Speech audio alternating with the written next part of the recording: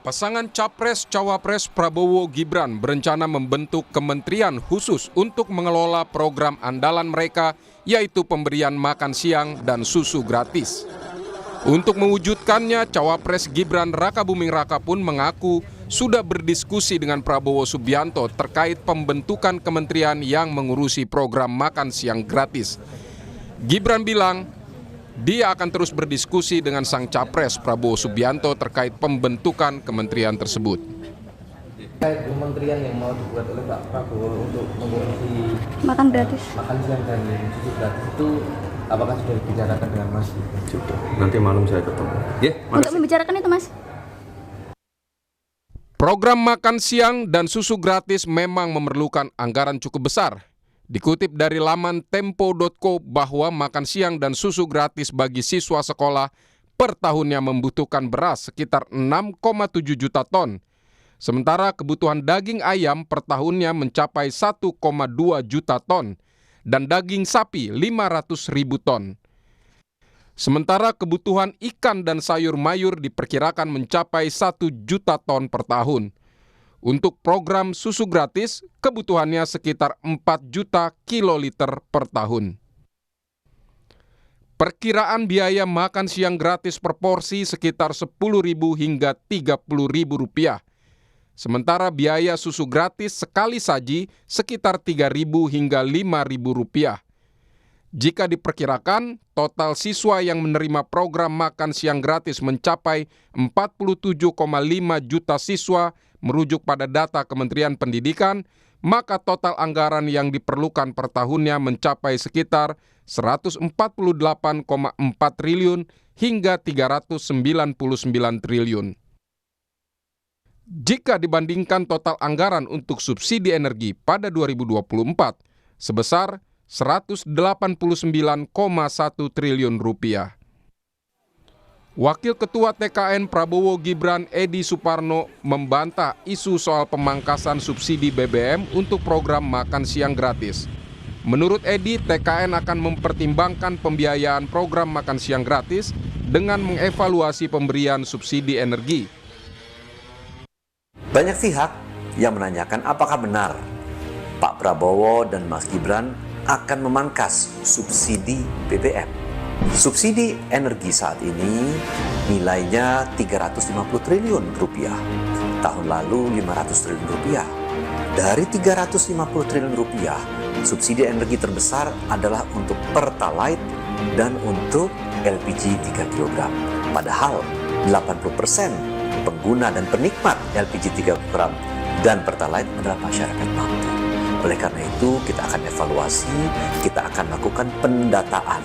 Nah, efisiensi yang dihasilkan itu merupakan penghematan APBN, di mana penghematannya itu bisa dipergunakan untuk membiayai program-program APBN yang lain.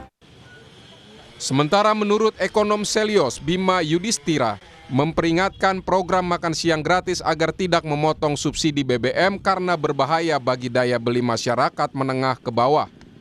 Jika subsidi BBM dipangkas, masyarakat harus membeli BBM dengan harga lebih mahal. Jadi harapannya anggaran makan siang gratis ini tidak diambil dari pos-pos anggaran yang sudah ada, tapi diambil dari penciptaan objek pajak baru, misalnya ada pajak untuk anomali harga komoditas, atau windfall profit tax, bisa juga dari pajak kekayaan, atau bisa juga misalnya dari hasil pengadilan yang sudah inkrah. Ada aset BLBI yang kemudian dilelang, anggarannya bisa untuk makan siang gratis. Rencana pembentukan kementerian khusus untuk program makan siang gratis menggambarkan keseriusan Prabowo Gibran mewujudkan program ini. Namun sumber-sumber anggaran untuk membiayainya perlu tetap diperhatikan agar justru tidak berbalik membebani masyarakat. Tim Liputan Kompas TV. Pasangan Capres-Cawapres Prabowo Gibran berencana membentuk kementerian khusus untuk mengelola program andalan mereka, yakni pemberian makan siang dan susu gratis. Sejauh mana urgensi pembentukan kementerian khusus untuk menangani program itu? Kami akan membahasnya dengan peneliti Institute for Development of Economic and Finance atau INDEF, Esther Sri Astuti. Selamat malam, Bu Esther. Selamat malam, Mbak Cindy. Bu Esther, Anda melihat ada urgensi untuk membentuk kementerian khusus untuk program makan siang dan susu gratis ini? Saya tidak melihat ya urgensinya, Mbak. Pertama karena kita kalau kembalikan ke teori ya, teori pertumbuhan ekonomi itu kan memang capital ya, kemudian teknologi dan human resource development itu menjadi suatu faktor untuk mendorong pertumbuhan ekonomi. Ya. Namun di sini bukan makan siang gratis dan susu gratis yang dibagikan, tetapi adalah peningkatan kualitas pendidikan yang dimaksud agar penduduknya pintar, skill-nya bertambah sehingga kesempatan kerja itu akan terbuka luas dan dia bisa mengisinya. Bukan makan siang gratis dan susu gratis, Mbak. Tapi karena disebutkan untuk program makan siang dan susu gratis ini kan anggarannya besar, jadi dikatakan lebih mudah dikelola kalau ditangani oleh Kementerian Koordinator Khusus. Anda melihat perlukah karena alasan anggaran maka harus ada Kemenko khusus? Ini lagi-lagi kalau menurut saya ini penggemukan ya kabinet. Jadi semacam kayak bagi-bagi kue saja bagi partai pengusung ya koalisi ini gitu.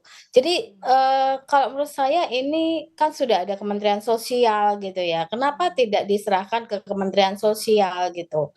Kenapa harus bentuk badan baru atau kementerian baru? Ini kan suatu pembengkakan anggaran negara yang tidak perlu sebenarnya gitu. Oke, dan menurut Anda realistiskah program makan siang gratis dan susu gratis untuk siswa di Indonesia, mengingat anggaran disebutkan kan besar untuk mewujudkan program ini?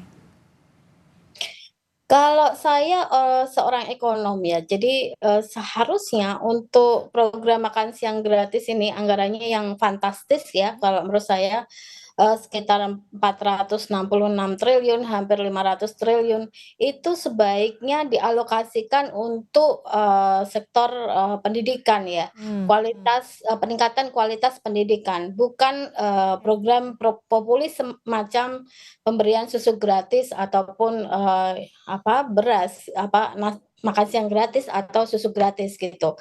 Karena berasnya kita juga masih impor ya, susu serapan dari peternak lokal juga masih less than 15% gitu, jadi kurang dari 15%. Jadi ini berarti menguntungkan importir dong gitu.